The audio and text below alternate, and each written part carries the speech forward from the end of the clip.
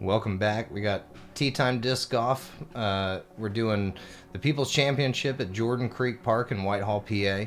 I'm here with Devin, Frederick, and my name is Steve Braud. We're bringing you the final round coverage of what is a staple tournament in the Lehigh Valley area for disc golf.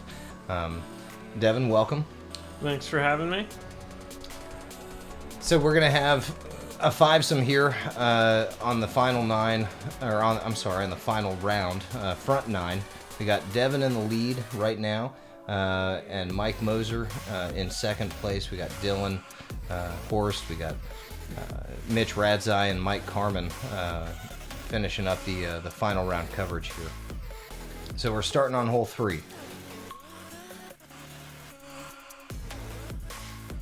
We've got 339 feet. I don't think you threw that same disc in the first round, did you?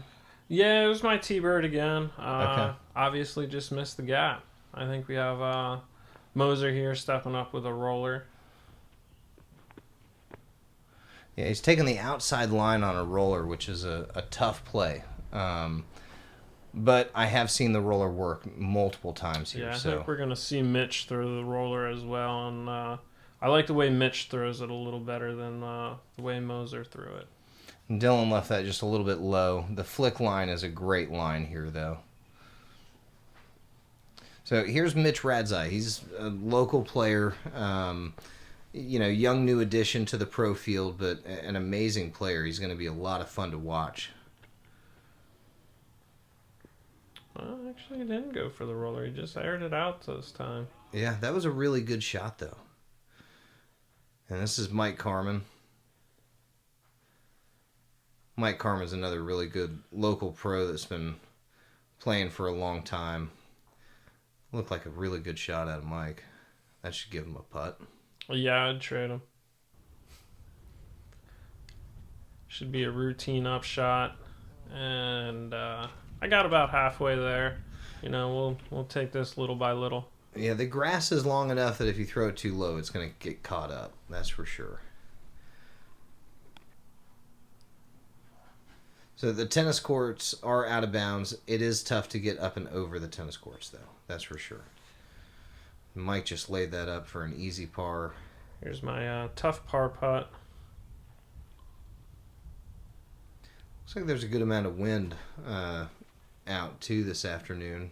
Certainly kept that from crashing back to the basket. And Mitch is gonna had a good birdie run though. Yeah, you can see Mike's shirt moving. There's a good amount of wind. I'm gonna clean up some pars. Bunch of pars in my bogey. And move over to hole 4. And hole 4 is a newer addition to the course. It's changed a little bit over the years. This hole had to be moved a little bit, and it's a pretty basic righty hyzer hole. If that's what you're throwing, you're just trying to get something to finish hard left, not go too far deep, because there is a bike path or a walking path behind this hole that's OB. Mike just got it a little low there. There's not much skip in this grass. Yeah, you've got to keep something this time up. of year. Yeah, you definitely have to keep something in the air. And it's tough. It is a low ceiling, and you have that one tree in the middle to beat. And Dylan got a good skip out of that, though. I mean, I was surprising that he got as far as he did.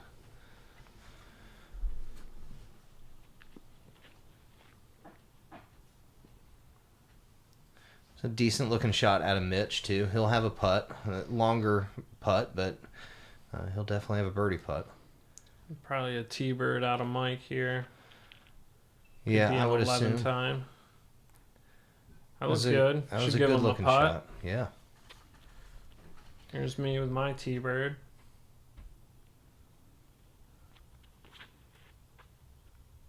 Oh no. Yep. Dead center into that tree. You guys are making me rethink how I play this hole, though, by throwing something just nice and straight disc on a nice hyzer and letting it glide in there. I typically opt for an overstable disc. Let's see if Mike can capitalize from distance. No, that's an easy par for him. Mitch a little bit short, but probably about 45 feet. Ooh. Gave it a good bid. Mike probably inside the circle. And just not enough on it. So Dylan putting for birdie here. He missed a little bit wide. I mean, the grass is long enough where he's not flirting with that OB, but he's definitely got some nerves going. Yeah, it wasn't how he was trying to start out his second round, being a stroke off the lead. Actually, I think we were all tied after that first hole with me bogeying, so... Yeah, so we'll watch everybody else clean up. And Mike's pretty close here. It is pretty mucky, and there's a lot of water that kind of sits in that area. So, and we did have some rain earlier in the day.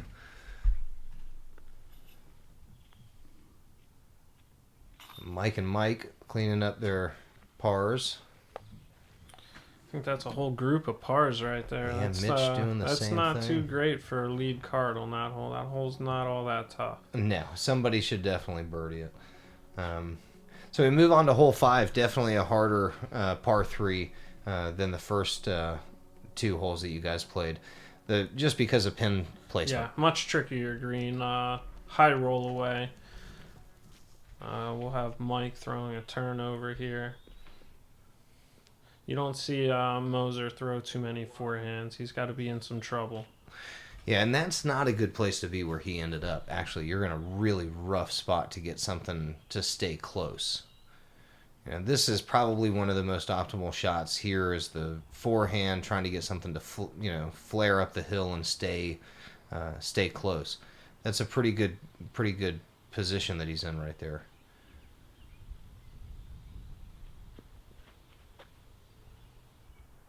Mitch opting for the backhand, which looks really good. You know, pin high, just at the bottom of the hill, giving himself an opportunity. Michael flicking. People's Championship disc, it looked like. And Mike's flick game has gotten a lot better over the years. And that definitely looked like it finished where he wanted it to. I'm also flicking a destroyer here.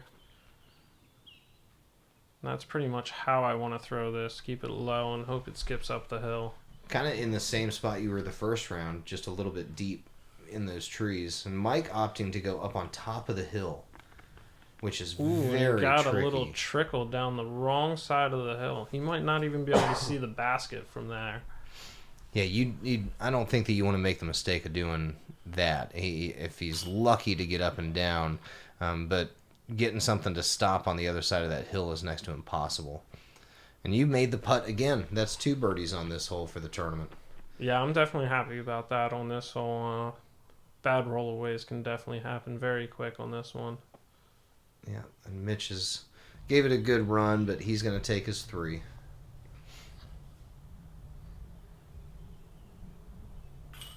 was a great putt by Mike. Yeah, really good putt from Mike.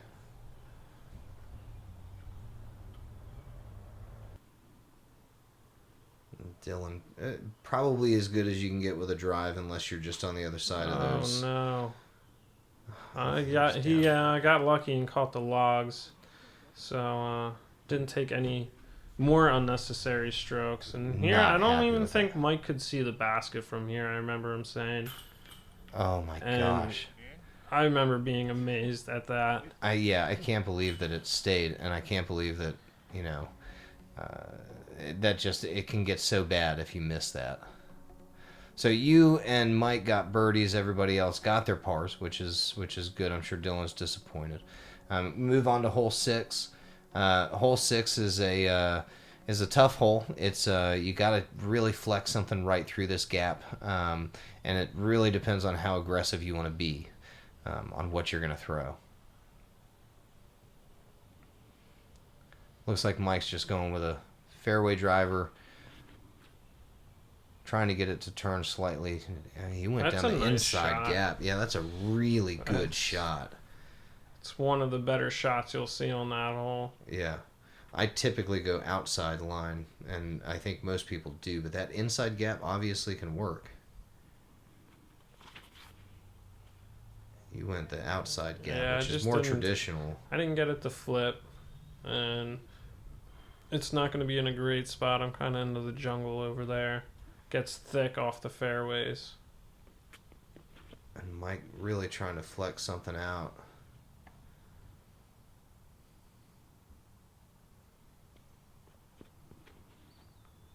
Mitch getting his up a little high. Yeah, he went the inside gap, though. Oh, yeah, it kicked just all the way into the woods. A lot of branches to contend with up that high. Yep. And this, I'm excited to see. Dylan's flick can just go a mile, so let's see how far he can get down this thing.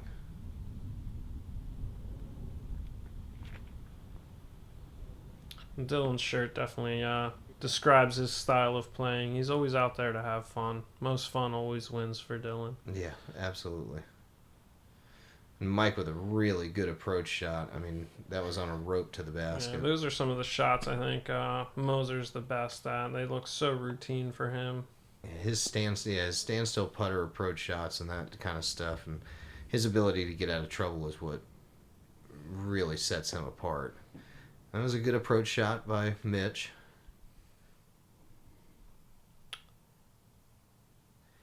I'm just trying to get close here. Get my par and move on.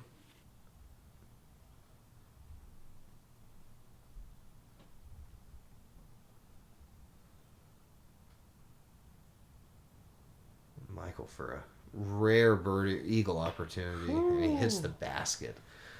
Wow. You don't see that very often. Not many people are putting for two.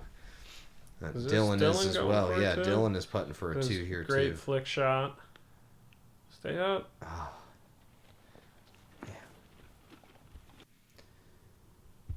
Yeah, and Mike even threw a fairway driver there, so it does go to show you that if you really you get the rip right something, turn and good glide, you can get there. Get yourself there. But even he still had 60 to 80 feet left. Mm-hmm. Everybody's just cleaning up at this point. Yeah, I mean it looks like it's going to be a bunch of birdies. I think everybody on the card is going to walk away. Like we said on the first round, this is one of the little bit of a tweener par 4. Yeah, I think Mitch missed the. Yeah, Mitch had a tough out. Missed the birdie there, so. Yeah, he was locked up in the back there.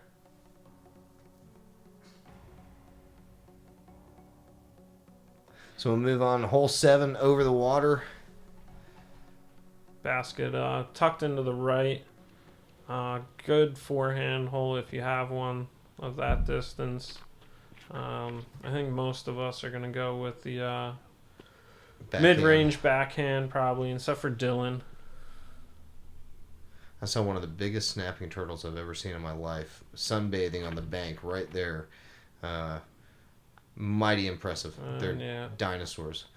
And did that go in the water? It did. I got it up a little high and catch them branches just wrong. It floats back into the water. Yeah, I've had that happen a few times. That looked like a good shot out of Mike. But the way this hole plays, I will get to go to the drop zone. And I will be putting from the drop zone from there. And Dylan throws another good flick on this hole. He's just a little bit too wide. Probably wanted it to come in just a little bit more. Mitch looked like it squeaked through the woods there. That's where you got into trouble, is keeping it high and hitting those branches. Yep. And this is me from the drop zone. Yep, so you're putting 3 here. Oh, wow. That was a lifesaver. Unbelievable. What a great putt. I mean, the best case scenario for you is that you do go OB, you get your par, and nobody else birdies. Yeah, I mean, this is a tough birdie, so to be able to go OB, save my par, was definitely huge at this point early in the round. We'll see if Mike or Dylan can make a putt. Mike's missing it left. It's just those trees on the right force you left. Not quite enough anti-angle on it. Let's see if Dylan can capitalize here on another good drive. I mean, Dylan is exceptional with his forehands. Wow. That is an unfavorable roll. I think he ended up having those trees in his way yet, too.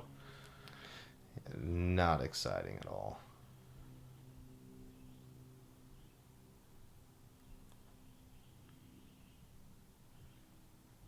Through the trees, but just a little high. That's a tough bogey to take. Everybody else will clean up here, and we'll move on to hole 8. Now, hole 8's another par 3, but yet another really tricky green. Tough pin position, sitting right on top of a mound. You can definitely go back and forth on it, and I've gotten some big numbers on that hole. We'll see what these guys can do here. This is a hole that I usually club up a little, try and keep it low, and just throw my T-bird into the bank short of the basket.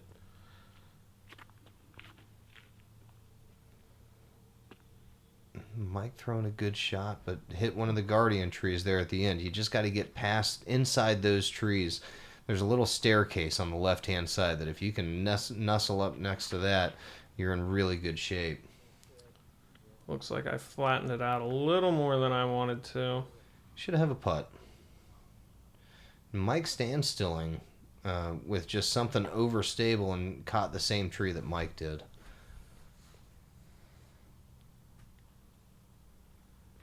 Here's Mitch. Looked a little wider than the rest. That's good. He'll That's have probably right around circle's edge putt. He's a little short, but shouldn't be anything in his way. And Dylan with a really good shot. That probably skipped right up to them stairs you were talking about. Just a nice little uphill putt from there. You really want to just be at the base of the hill or this is probably close to a 50-footer up the hill. And then you got to land it gently. I don't know that he's really trying to run that so much.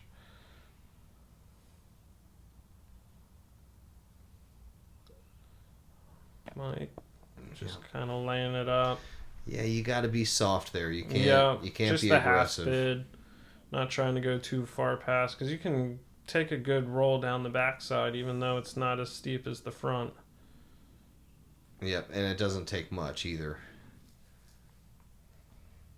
So here you are for birdie, and a nice open putt. I mean, you didn't get too deep into that garbage. Wasn't too bad. Really nice birdie.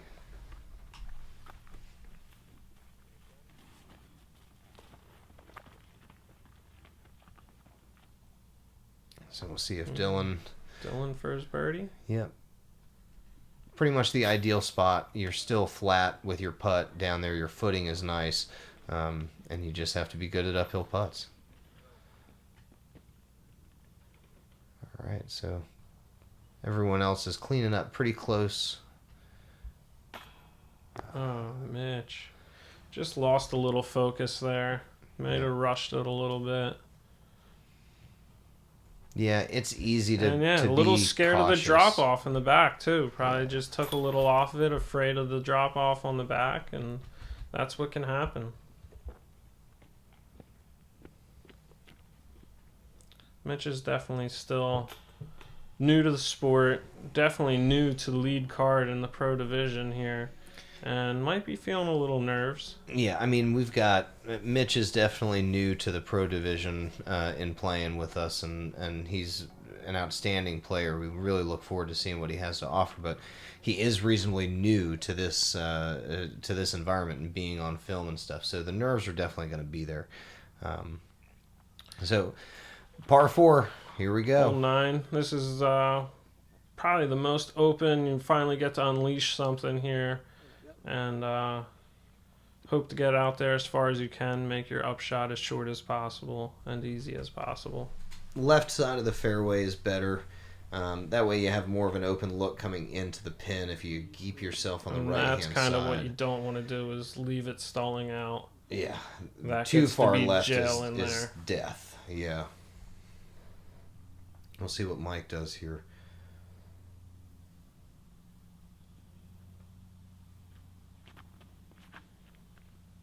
Is it going to turn? Looks Yeah, like it's turning enough for him to stay out in the open. That's just about perfect. And Mike's going to throw down a roller here. I have seen rollers go extremely far. Now, the grass seems to be a little bit high right now, but we'll see what he can do. On a decent line. I want to say I've seen Nate Cran put one within 40, 50 feet of this pin with a roller. Yep, I've seen it. Yep, I agree with you. It can be done. Mitch hoping to stay. Oh, that tree probably helped him. We'll probably have a better lie from there than if he would have kept fading. Yeah, it doesn't take much to get into the woods there on the left, and you don't want to be there. Comes up a little short with his forehand, but he'll have a look. The creek is right behind the pin on this hole, so it is a scary look. I'm pretty sure I saw Dylan's disc go flying out of those bushes there. Here's Mike. Looks like he's flicking a harp. But Left it a little low. Yeah, he left it short. That's another one of them scary putts at the creek. You're in an optimal spot, though, because you have the biggest window to the basket. So that was a really good approach shot. Mike having to take the hyzer line, but that was another really good approach shot, too. I mean, he should be tapping in for birdie. Dylan to get his birdie. He might have just been laying that up. Like I said, the creek's right behind there, and he might not be willing to take any unnecessary strokes. Yeah, it is a treacherous putt, and you've got to be careful. You'll notice how Mike got it up in the air, hoping that it's just going to a little lofty putt. Yeah, elevator down into the basket. Mitch. Yeah, he's some not... Some of them nerves, I think. He's usually a slightly better putter than that. He's usually a little more aggressive, I want to say. That's what I was going to say. It's about being aggressive and being confident in that putting stroke. So, and it's hard to get it after you miss a couple of them. You know, it's hard to regain that confidence. Yep. There's a tendency for people that putt hard to get on track with their putting a little bit easier just because they are being aggressive. They're used to being aggressive with their putts. When I try to be too timid, that's when I miss putts.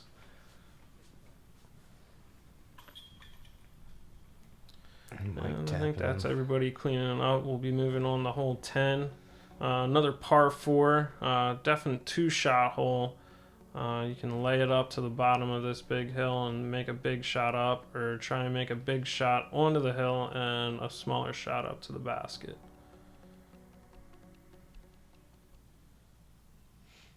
Might go and stand still, just laying up to the middle of the hill down at the bottom.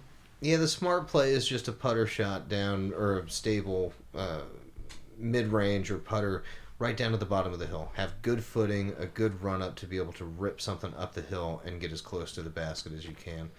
Dylan opts to try to be really aggressive and get up the hill. Unfortunately, that's what can happen is you leave yourself on the right side of that slope, and footing is terrible down there. So he's going to have a really tricky second shot. A little grip lock out of Mike. Yeah, Mike left that He was just way trying to get his putter to the base of the hill.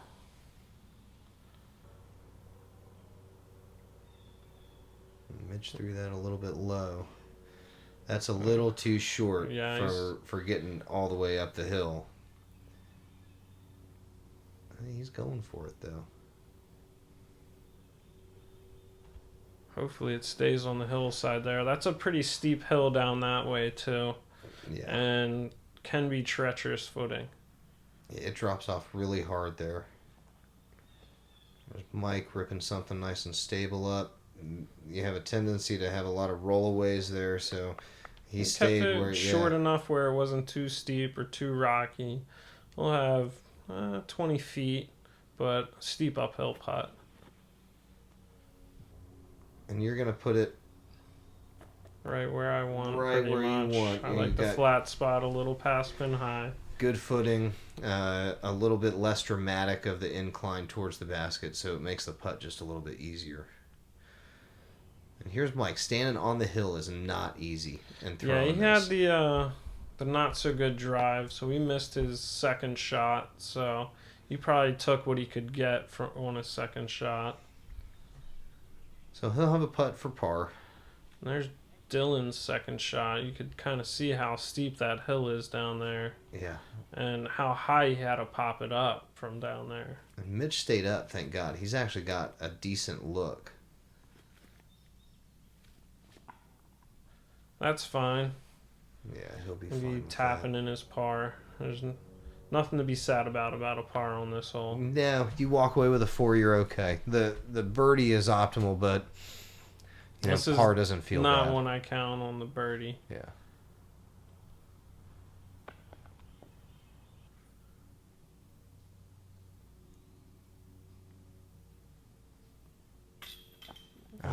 Just a little high with the uphill putt. But it stayed up top, which is... Yeah, that could definitely go bad. Yeah, any miss up there can be really dangerous.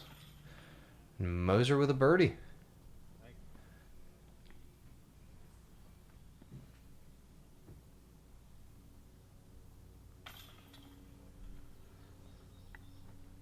All right, so everyone else cleaning up and trying to get off this hill. Without falling down. Yeah, it can be really, really scary up there when it's raining and when conditions are a little bit icy or something. It's one of the hardest greens to get off. So Mike with a bogey, it looks like, and Mike with a bogey, Mike with a birdie. Mike with a birdie, Mike with a bogey, everybody else par. So again, one of my favorite holes on this course is hole 11. It's just a nice tunnel shot through some really mature, beautiful trees. Get it to finish left, yeah, what a great hole. Coming in a little early for Mike, but skipping down there nicely. Yeah, he's almost pin high. Here's me with my PD again. Got that up in the air a little bit. Yeah, up a little high and a little early, but... Yep, you're right next to Mike. Mike. Next to Mike. There we are. Yeah. Putting competition. 2 different ways to get to the same place. And here's Dylan with a chance at getting this thing.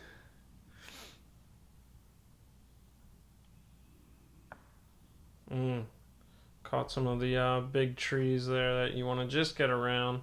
So he came in a little early. Yeah, I mean, it's going to be an open putt. It's 60 just a feet. long, He should be able to give it a run. It's just a long putt. Mitch, keeping it nice and low and flat. That looks good. Little skip. Come on, get in there. Oh, yeah. Oh, yeah, that was beautiful by Mitch. Really good shot. Mike looking like a T-bird.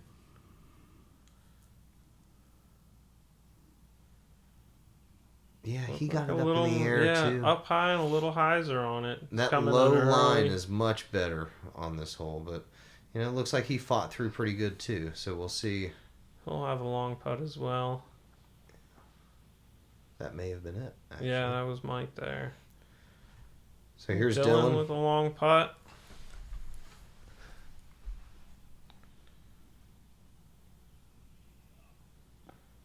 And kept it close. He's going to clean up his par.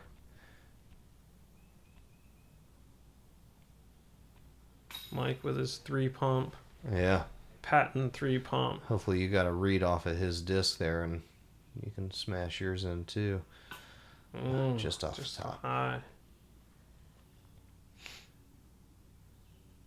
Gave it a chance, though. There we go, Mitch. Good birdie. Mitch getting back on a roll, hopefully, here. And everyone is going to clean up and wrap this up. So we're going to wrap up the first 9 holes of the second round of the People's Championships. Thank you, everyone, for joining us.